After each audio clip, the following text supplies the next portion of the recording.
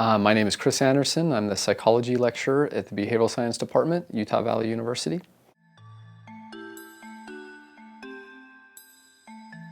So what is social constructivism? A couple different takes on it, I guess, from psychology.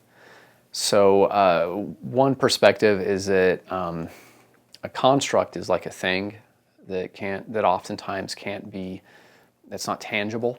And so we have to construct what we believe that thing is, how it can be measured and whatnot, and that can often be done socially. Another take on it is that it's how we obtain knowledge, and that says that we obtain knowledge through social interactions and kind of these type of things, that we construct what we perceive as being real through just interactions with others.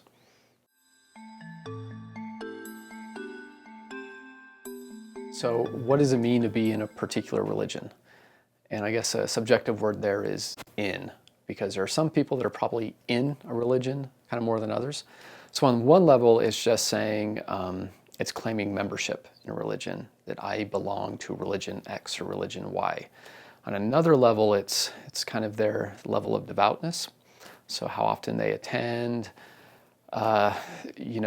sacrifices that they kind of make for religion. So I think the word in can kind of be seen several different ways to be in a religion. Maybe you go once a year to that religion, or maybe it's your parents' religion, but you don't really kind of adhere to it.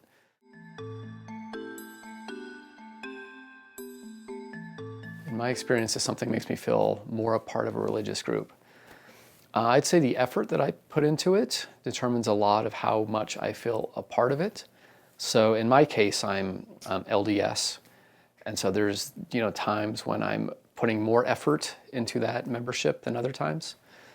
And so when I go to the meetings like I should, when I kind of do the social activities, all of those things, when I do the guidelines that the religion prescribes, and I feel like I'm kind of more involved, more in it.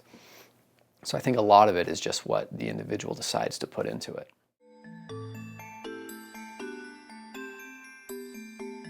Well, it's tough to say if it's individual, if it's really like a societal thing.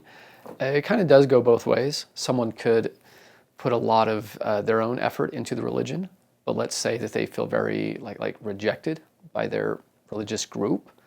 It's kind of not realistic to ask them to continue putting in a lot of effort if they just continue to be punished when they try and be a member of that religion, I guess.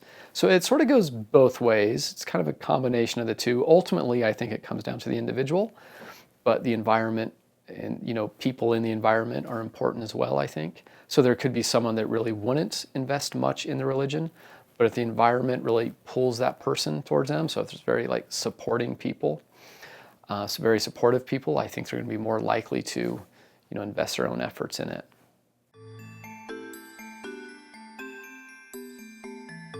So what makes religion a religion for me?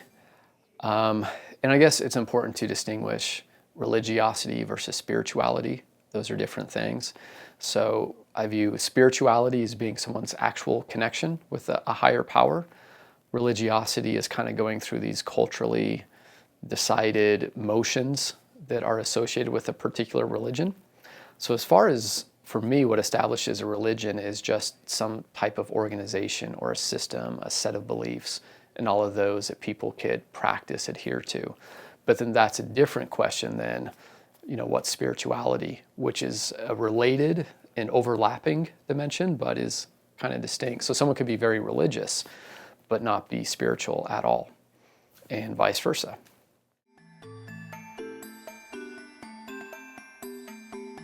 A higher intelligence, a power that is something more than what I guess humanity could grasp. So, whether it's a man on a cloud with a beard, kind of like the traditional God, I'm not so sure if it's, a bearded man or what have you, but I would just say God is a power that's something humans can kind of contemplate about, but not really fully grasp.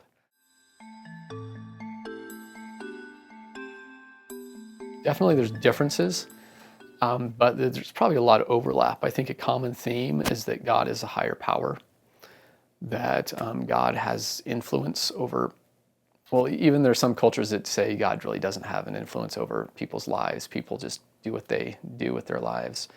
But I think that's a common one, is that God is a higher power that can intervene. And, as far as whether God is like a physical being or just kind of an intangible being, there's disagreement about that. But I think, there's a lot of overlap and common ideas, like the creation story is a pretty common, story through cultures.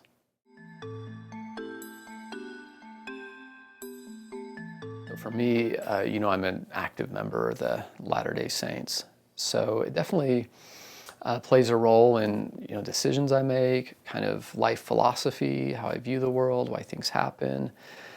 I'd say I think there can be improvements made within the Latter-day Saint community that really, there's issues that really need to be addressed.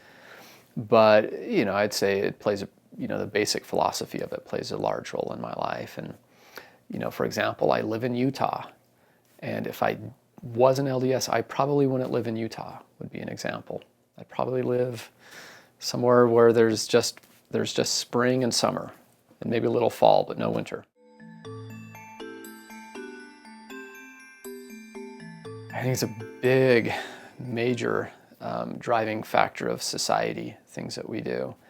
I'd point to like the LGBT movement to say that I think things like gay rights, gay marriage, probably would have been established long ago if there wasn't some friction with religions kind of on that issue.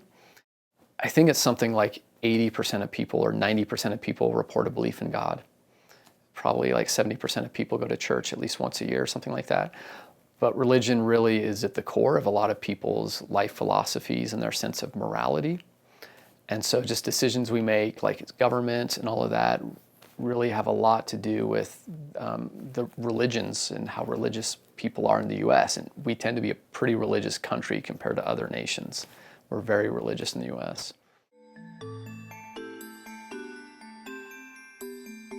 I just think it's important for people to realize, there's like a certain religion, and it's not like that religion just continues the same way for hundreds or thousands of years, that it really gets shaped by its members in different generations.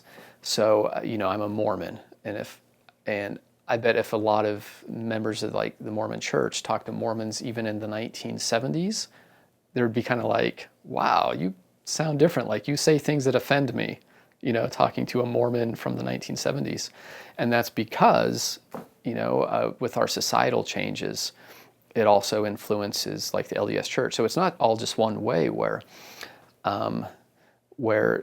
like religion influences society, but it goes very much the other way, where society influences religion as well.